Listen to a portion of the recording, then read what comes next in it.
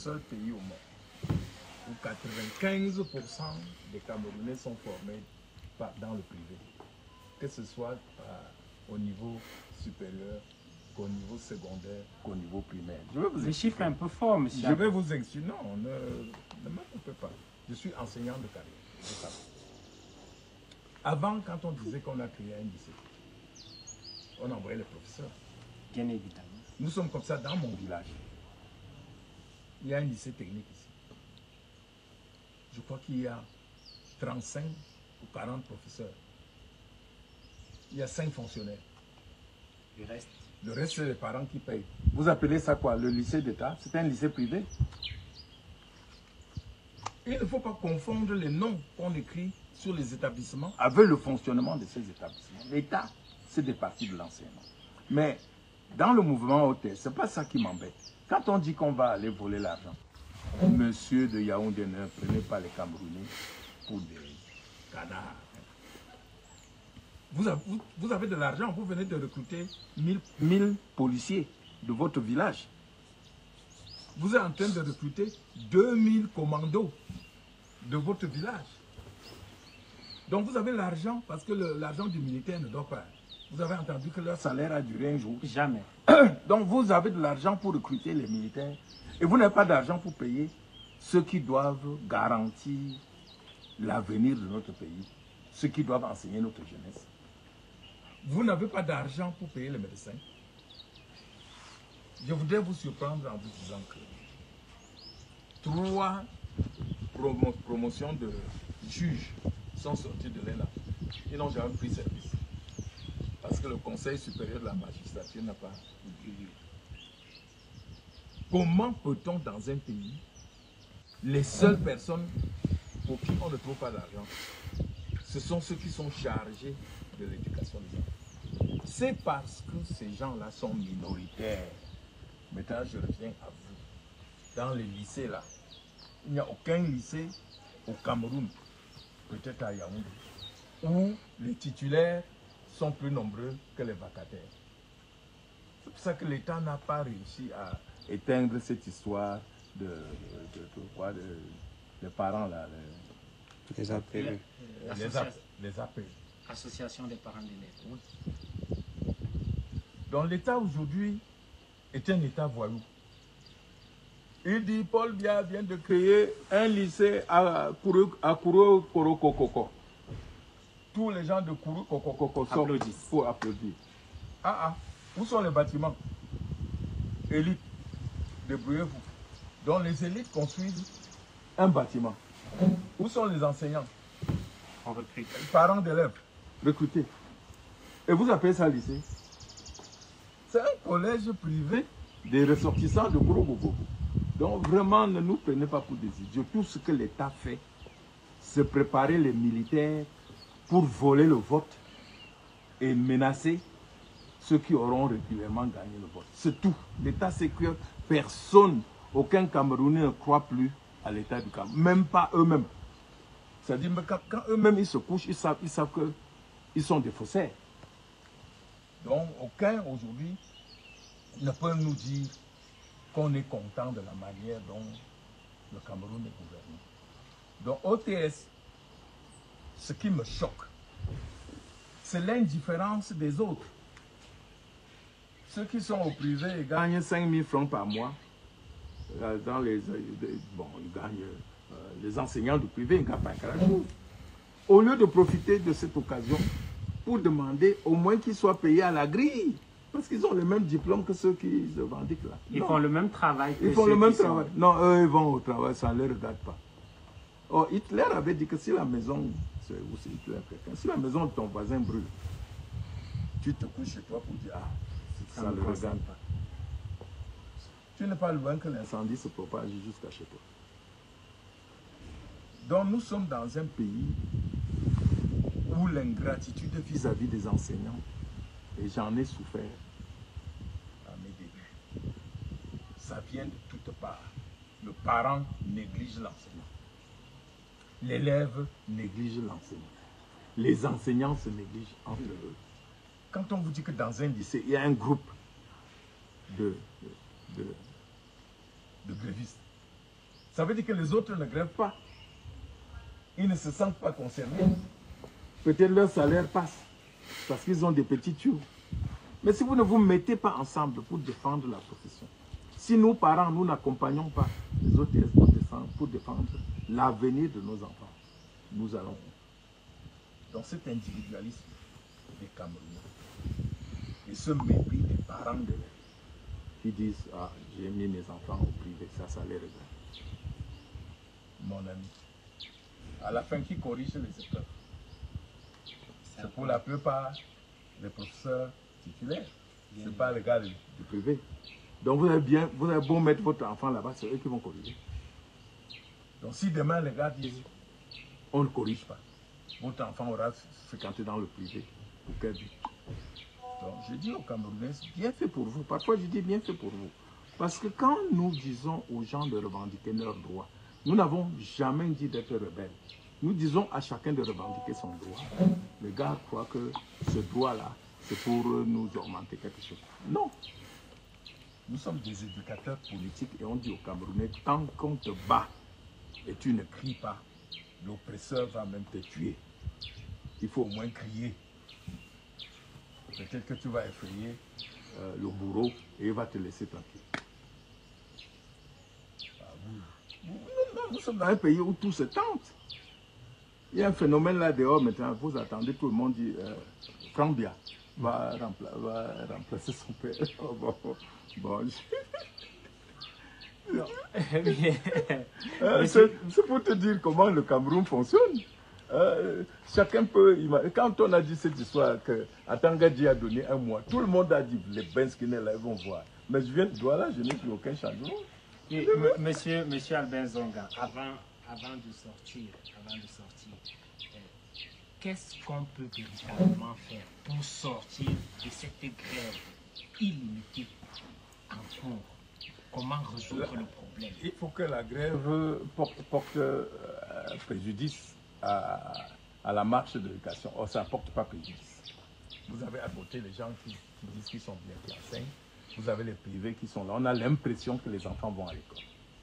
Tant que les parents ne s'y mettent pas et retiennent leurs enfants à la maison, tant que les autres qui sont payés avec la monnaie du singe ne se révoltent pas, l'État va continuer à dire, bon, il représente quoi? L'État ne recule que devant la masse revendicatrice. Si vous êtes 2, vous ne valez rien. Si vous êtes 100, 200, l'État commence à dire, attention, qui n'atteigne pas 500. Il prend des dispositions. Soit brutalement, comme ils le font avec leur Mami Ouattara, soit ils négocient. Mais on ne négocie pas avec quelqu'un qui est faible. On lui impose ce point de vue. Donc, nous tous, nous avons affaibli les enseignants. Et je crois que demain, nous le récupérons. Parce que chacun de nous a été enseignant, comme dit le chanteur. Donc, messieurs les enseignants, au moins pour tous ceux qui sont encore en train de se battre, battez-vous. Merci, monsieur Albert Zonga. Nous avons fait le tour d'horloge, mais nous ne pouvons pas sortir de cet entretien sans parler d'une autre actualité. Déjà que tous les sujets abordés font partie de l'actualité. On annonce une candidature pour les prochaines joutes électorales, précisément les présidentielles. Est-ce qu'il y a une candidature qui fait peur au MRC? Vous êtes un homme politique. Vous avez beaucoup plus parlé comme un citoyen camerounais, mais vous êtes également un homme politique. Est-ce qu'il y a une candidature qui fait peur au MRC? Oui. Quand on a été mordu par le serpent, on crée même le lit, la candidature de Paul Biya. Parce qu'il va voler comme il vole toujours pour gagner. Mais en dehors de lui, quand on n'a pas de concurrent, aucun. Ils savent. Mais on annonce la candidature du fils, la candidature de Franck Emmanuel Biya. Bon, s'il suffit de se présenter comme fils pour être candidat, tant mieux. Mais je voudrais vous dire ceci, nous prions au MRC que ça soit vrai. Parce que ça sera la seule chance, le seul cadeau que Biya aura fait aux Camerounais pour que la démocratie arrive. Personne n'en veut, même pas dans sa propre famille. Donc, si on dit qu'il est candidat, je ne crois pas. On compte voler comme on a volé pour son père. Mais ceux qui ont volé pour son père ne sont pas prêts à voler pour lui. Si on dit qu'il est candidat, ça veut dire qu'indirectement, le président Biya a décidé de donner le pouvoir à Kantor sans qu'il souffre. C'est le moindre des candidats que c'est le meilleur candidat que nous aimerions rencontrer, à condition qu'il réussisse à être candidat. Parce qu'il faudra un jour qu'on s'interroge surtout. C'est un enfant qui porte des problèmes. Il faudra un jour qu'on analyse son acte de naissance, qu'on analyse tout pour voir si tout est correct. Bon, ce n'est pas le moment. Le moment venu, en juriste, nous porterons le débat là où on doit porter le débat. Mais, de grâce, ayez pitié des Camerounais. Monsieur Albert, tout citoyen. Quand dans ce pays. Non, vous ne l'avez pas présenté comme citoyen. C'est vous qui dites le fils. Si vous l'avez présenté comme citoyen, tout citoyen est libre. Oui, il est le fils, mais non, il non, est, non, non, non. est Ben, également... enlevez le fils. Dès que vous mettez le fils, ça veut dire que pour vous, c'est le fait d'être fils qui fait de lui le candidat. Il est camerounais. Bon, s'il se présente comme camerounais, on va analyser sa candidature, on va le regarder, on va le décortiquer, on va lui sortir ses défauts et ses avantages, tout ça.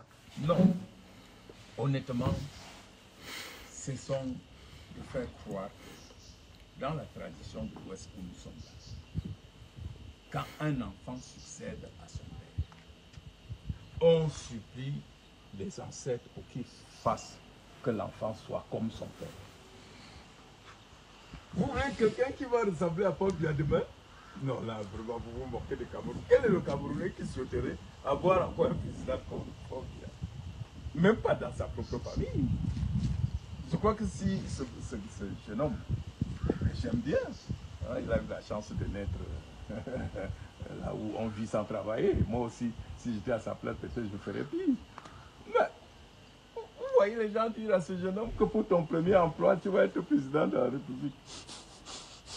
Mais vraiment, vous vous moquez de qui là? Et vous ne savez pas qu'autour de Biya, beaucoup attendaient l'héritage. Maintenant, ce garçon est comme un palliatif. C'est-à-dire les camps le mettent là, le temps de chasser le père et de le bouffer. Mais il va donner des instructions à qui demain en tant que président? À Ngongo? À Montazé, son frère? Ah, vous parlez de quoi là? Qu'il va se tenir où? Sur quelle référence? Et puis vous savez toujours comment les pouvoirs ramassés finissent. Celui qui ramasse le pouvoir veut s'affirmer et devient dictateur. Vous avez vu Paul Biya contre Ahidjo. Ahidjo lui a fait cadeau de pouvoir, mais vous avez vu ce qu'il a fait de Ahidjo. Et vous avez vu celui de la Guinée tuer son oncle. Il n'a même pas seulement écarté, il a tué. Donc le pouvoir que vous voyez est dangereux. On ne s'amuse pas avec ça. Et nous, on aimerait voir, parce que ça sera la seule occasion où tous les Camerounais du nord au sud se ligueront pour dire ça c'est quoi? Que vous vous prenez pour quoi? Bon, comme ils pensent que les Camerounais acceptent tout. Mais Dakolé me disait, Gunga, quand tu vas manger avec Dakolé Daïsala. Ouais, oui, Dakolé.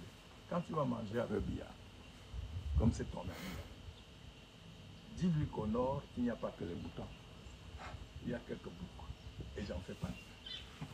Je voudrais vous dire qu'au Cameroun, il n'y a pas que les bénis, oui, oui. Il y a quelques boucs qui sont cachés et qui ont des cornes dures là. Le moment où vous les provoquerez terriblement, vous verrez que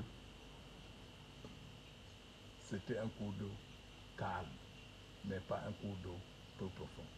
Merci, M. Abenzon. Vraiment, pour sortir, la toute dernière, la CATB a organisé un débat univoque il y a quelques jours pour expliquer aux Camerounais que votre champion, M. Maurice Kamto, ne peut pas être candidat en 2025. Nous avons parlé de la candidature du fils, la candidature du père, comme si c'était une évidence que votre champion puisse être candidat, alors que le MRC a boycotté les dernières élections municipales et législatives de 2020. Qu'est-ce qui va se passer en 2025 ou avant si le président en fonction, le président de fait, M. Biya, décide de proroger le mandat des élus locaux, étant donné que la Constitution lui donne le droit de le faire? Qu'est-ce qu'on voulait que ça fasse? Qui vous a déjà dit que Kamto sera candidat? S'ils ont peur de quelqu'un déjà ne peut pas déclarer sa candidature, c'est qu'on se retrouve dans la situation du Sénégal, où rien que le nom de son pot fait trembler. Ben, je suis content d'apprendre qu'ils ne dorment pas à cause de Canton. Pourquoi vous vous préoccupez de nous? Lancez les élections présidentielles et dites les conditions qu'il faut remplir pour être candidat à l'élection présidentielle. Voyez si nous remplissons les conditions. Où est votre problème? Pourquoi vous voulez juger de nos moyens? Nous gardons nos moyens pour nous. Mais M. Benzonga, ce n'est pas la réponse à la question qui revient tous les jours dans Pourquoi? le débat. Pourquoi je voudrais... Mais écoutez, monsieur, quand tu es un juriste, moi je suis un législateur, nous on sait ce que c'est que la loi. Et on sait que pour participer à une élection, il y a des conditions à remplir. Si à la fin nous ne remplissons pas les conditions, nous ne sommes pas candidats. Mais si nous remplissons les conditions, nous serons candidats. Pourquoi les autres se préoccupent de nous? Est-ce qu'eux-mêmes ils vont remplir les conditions? Tu penses qu'ils vont remplir les conditions? Ils pensent que leurs conditions, c'est le forcing qu'ils font tout le temps. Écoutez, le soleil s'est déjà levé au Cameroun. Il n'y a rien, on n'attrape pas un cours d'eau. Le MRC est un cours d'eau. Et le chef, le pilote qu'il mettra devant lui, va amener le Cameroun vers des horizons. Merci, M. Benzonga. Alors, chers internautes, merci d'avoir pris votre temps pour suivre ce direct. Quand bien même nous allons mettre un terme à cette interview que nous a accordé l'honorable, le notable, le conseiller spécial, M. Albin Zongan, à son domicile ici à Bawan, où il fait très beau, sur les montagnes, sur les collines. Continuez à le partager. Il faudrait que les Camerounais puissent être édifiés sur tous les sujets que nous avons abordés. Donc, partagez dans vos groupes WhatsApp, sur vos pages Facebook, et nous allons ainsi sortir de ce direct. Un dernier mot, M. Albin Zongan. Non, je voudrais ici féliciter nos martyrs. Je voudrais dire à ceux qui n'ont pas la possibilité de nous suivre parce qu'ils sont en prison, à mon ami Alain Fouguin, à Bipou, et surtout à la dernière victime des barbaries du pouvoir, notre frère dont on vient de tuer la femme, Zamboué Pascal. Je voudrais dire donc à tous ceux qui sont encore en prison que l'école, la meilleure école de la résistance, c'est la prison. Et que nous souhaitons même que l'IA continue à nous mettre en prison parce que nous avons constaté que quand nos gars sortent de prison, ils sont encore plus formés, plus décidés. Je voudrais vous dire, la nation reconnaissante vous portera en triomphe le moment venu. Luttons pour donner une chance de transformation à notre pays. Restons attachés à notre devise de changement dans la paix. Et par les yeux. Et par les yeux. Ne comptons sur personne, comptons sur nous-mêmes. À ceux qui sont au pouvoir, je dis il est temps pour vous de commencer à réfléchir comment vous allez rendre compte au peuple, comment vous allez répondre de votre bilan. Laissez les autres partis tranquilles. À tous les Camerounais qui pensent vraiment qu'ils peuvent contribuer pour un changement en mieux-être de notre pays, mettons-nous ensemble pour faire quelque chose. Demain, le Cameroun évoluera positivement que si tous ceux qui regardent de la bonne direction, pas de la mauvaise direction des pilleurs comme en ce moment ici. Le MRC aujourd'hui est le parti sur lequel le peuple camerounais a jeté son dévolu. Hier, c'était un autre. Demain, ça sera un autre. Mais vivons bien notre temps et montrons que nous avons mérité cette confiance. À vous tous, mes AP, bon. Nous sommes en année électorale et c'est une année particulière. C'est-à-dire, depuis quelques semaines, on voit des démissions en cascade dans le gouvernement. Donc il y a vraiment plus d'entente dans le gouvernement. Et il y a un côté qui pense que c'est une stratégie de manipulation pour diluer les voix de l'opposition au Cameroun. Et d'autres qui voient là réellement une opportunité de changement. Ceux qui fantasment, bien sûr, sont plutôt optimistes, surtout avec le discours de Issa Tiroma Bakari qui est plutôt assez dur.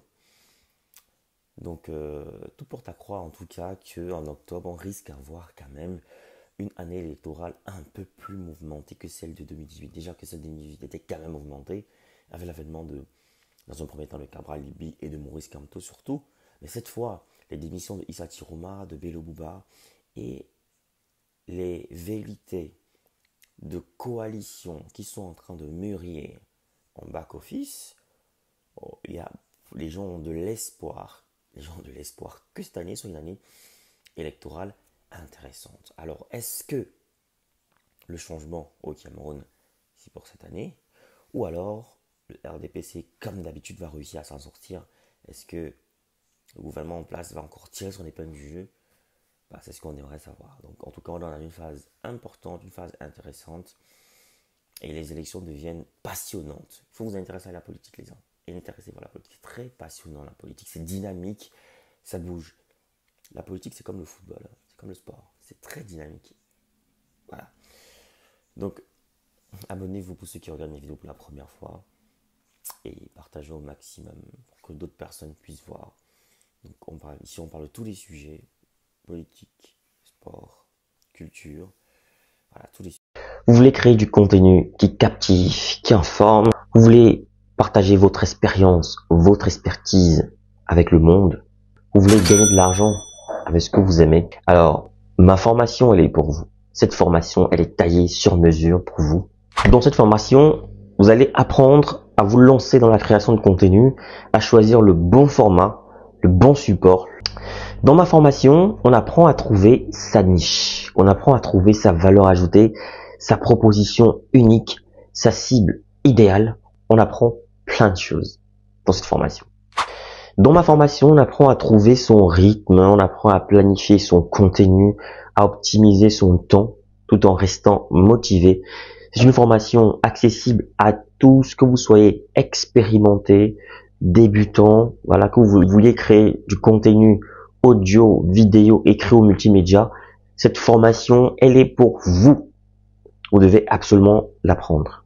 Alors cette formation est flexible, vous pouvez la suivre à votre rythme, selon vos disponibilités, vos besoins, vos envies. Elle ne coûte pas cher. 150 € pour tous les résidents en Occident et 75 000 francs pour tous ceux qui résident en Afrique. 75 000 francs CFA seulement.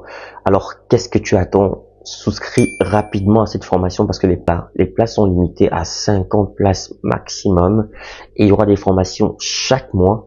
Chaque formation dure 2 semaines minimum et 1 mois pour ceux qui ont du mal. Il y aura 2 semaines en plus de rémédiation pour essayer d'aider les autres. Alors, appelle ce numéro rapidement et surtout, écris à cet email pour souscrire à cette formation. Voilà, le numéro, je rappelle, 0467 81 59 18, précédé du plus 32. Donc, je reprends, plus 32 0467 ou alors plus 32 467 81 59 18, disponible bien sûr par appel et sur WhatsApp ou alors écrivez-moi tout simplement par mail pour souscrire à votre formation. Donc je vous attends nombreux et les places sont très limitées. Donc à très bientôt.